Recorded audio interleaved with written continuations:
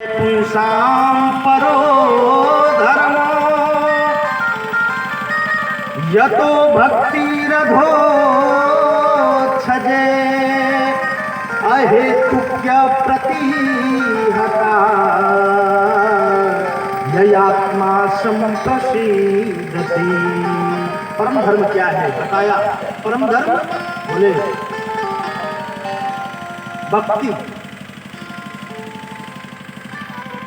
जीवन का परम धर्म है भक्ति हो जाना, भगवान के प्रति हमारा प्रेम हो जाना, यही जीवन का परम धर्म है।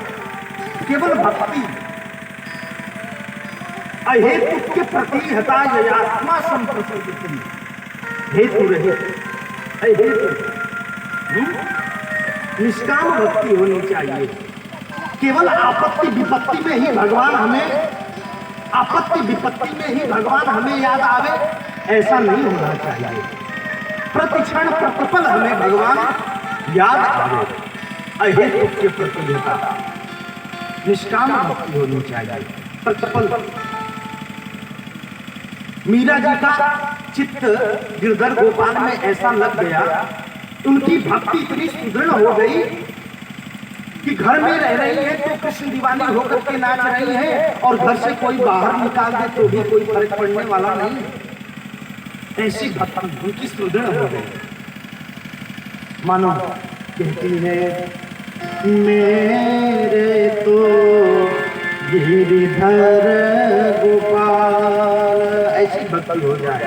कोई और नहीं, राजघराने की होने के बावजूद भी कुछ कोई किसी भी चीज की उनकी जरूरत हो रही, सब भरा पड़ा है एकदम घर में, लेकिन बोले जब भक्ति सुदृढ़ हो गई तो घर में रह रही है तो कृष्ण दीवानी होकर के नाच रही है, और घर से कोई बाहर निकाल दे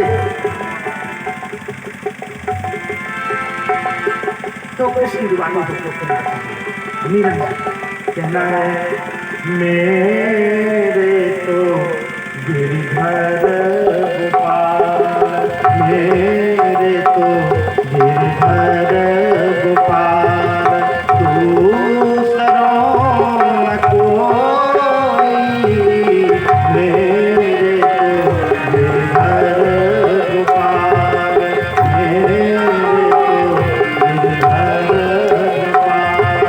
तात मात रात बंधु आपनो न कोई, तात मात रात बंधु आपनो न कोई।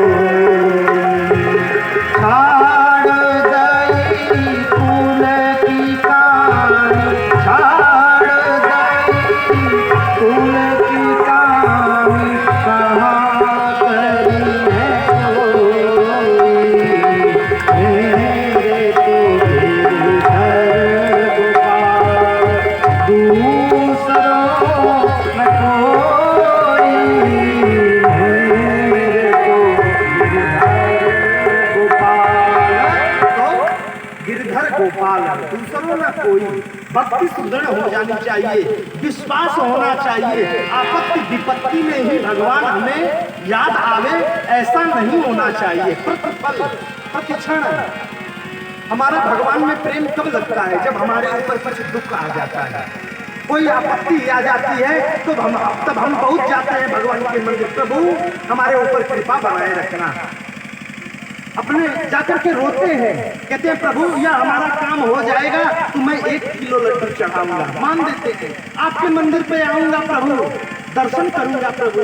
आपत्ति विपत्ति भले नहीं, ऐसी भक्ति नहीं होनी चाहिए। प्रतिपल सुख है तब भी भगवान का ध्यान, और दुख आ जाए तब भी भगवान का ध्यान। प्रतिपल निष्काम भक्ति होनी चाहिए, निष्कपट होनी चाहिए, निष्कपट भक्ति होनी, विश्वास हो जाएगा। और जब विश्वास हो जाएगा, हमारा विश्वास सुदृढ़ हो जाएगा, तो कहते हैं भगवान प्रकट हो जाता है, प्रकट हो जाता है आकर के। श्रीमद् भगवत गीता का श्लोक भगवान श्री कृष्ण ने स्वयं अपने मुख से कहा। उन्होंने कहा, कहते हैं श्रीमद् भगवत गीता में, अनन्या चिंतयन्तो मां जो अनन्य भाव से, जो एकदम हमारे प्रति लगा हो, विश्वास हो कि मैं हूँ केवल भगवान। ये जो हवा चल रही है किसके भरोसे चल रही है? ये जो हवा है, ये रास्ते जो है, ये जो पेड़ है किसके भरोसे? हम जो यह सांस ले रहे हैं किसके भरोसे? बोले वही एक है, एक सत्ता जो चला रही है हमें। कहना है ये आसमान,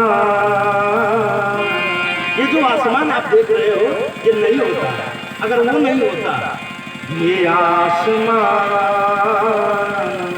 ये बादल, ये रास्ते, ये हवा, हर एक चीज है अपनी जगह ठिकाने पे। हर बोले सभी लोगों ने मानो भगवान ने ड्यूटी बांट दिया है सबको कि भैया हे सूर्यदेव एकदम सुबह निकल जाना है आपको। चंद्रमा को मानो ड्यूटी दिया है एकदम रात्रि करना है, जैसे ही सबको ड्यूटी दिया है भगवान। हवा बहना है और सभी लोग अपनी अपनी ड्यूटी निभा रहे हैं। इसलिए एकदम भक्ति होनी चाहिए, भक्ति। श्रीमद् भगवत गीता में भगवान कहते अपने मुख से कह दिया श्लोक, अनन्या चिंतयन्तो मां जे जनाः परुपासते तेषां नित्याभियुक्तानां योगक्षेमं वहाम्यहम्। बोले अनन्य भाव से अगर हमारे प्रति कोई हमारे प्रति प्रेम भक्ति मार्ग में पड़ा है तो उसके सारी व्यवस्था जो है वो मैं देखता हूँ। भरण पोषण की व्यवस्था सारी मैं देखता हूँ। अनन्य भाव होना चाहिए, विश्वास होना चाहिए, केवल विश्वास। एक छोटी सी घटना याद आई हमें। एक महाराज जी इस श्लोक पर उनको एकदम पूरा विश्वास हो गया। अनन्या चिंतयन्तो मां जे जनाः परुपासते तेषां नित्याभियुक्तानां योगक्षेमं वहाम्यहम्। एकदम विश्वास हो गया इस श्लोक पे कि जब भगवान कहते हैं कि अनन्य भाव से हमारे प्रति जो कोई लगा रहेगा उसके भरण पोषण की व्यवस्था को मैं स्वयं देखता हूँ। जब भगवान ने कह दिया तो किस बात की चिंता करने की जरूरत है? किसी बात की चिंता मत करो। पत्नी है घर में, विश्वास था उनको, जाकर के मांग करके लाते थे, घर में दे देते थे। कल के बारे में नहीं सोचते थे कि कल क्या बनेगा घर में, नहीं सोचते थे। आज बनाए खाए सो गए, कल के बारे में कोई चिंता नहीं है। उनको तो भरोसा हो गया है कि अनन्यता होनी चाहिए। अनन्य भाव से जब मैं उस रास्ते पे चल रहा हूँ तो भगवान तो जरूर हमारे ऊपर कृपा करेगा। विश्वास था उनको। एक दिन बोले आए घर में, कुछ नहीं बना, कुछ मिला ही नहीं उनको बनाने के लिए, भूखे सो गए।